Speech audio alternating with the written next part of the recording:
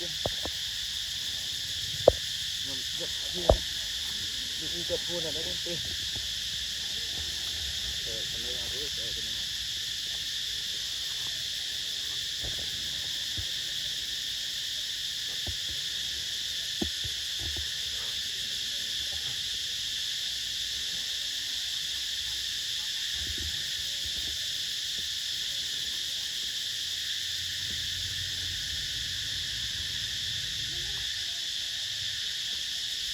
sao đây mà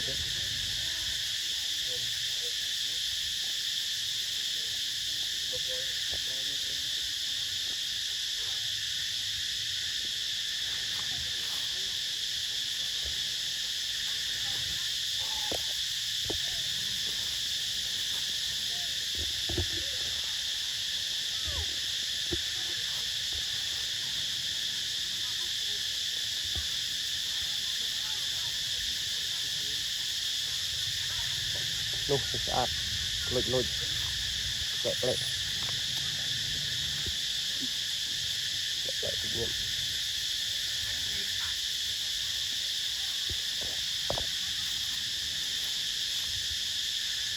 này thì ta cua bắt đã lui nữa rồi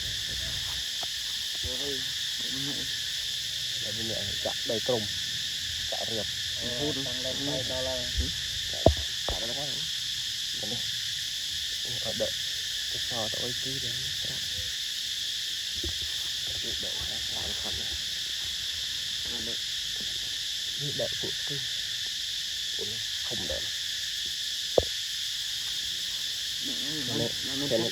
khen đã cho xong tiền thì thôi tiền rơm này này đây nè đấy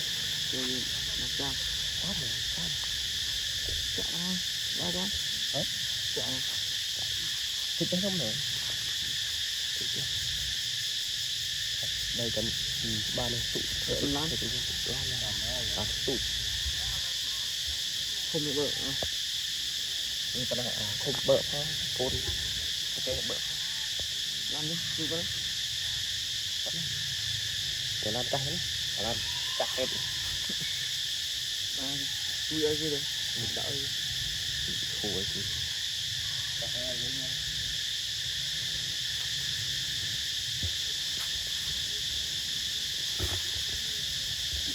lụa ta chỉ một bài mà ngày lụa làm mà ngày lắc heo tăng pro bật ong đi không chân tê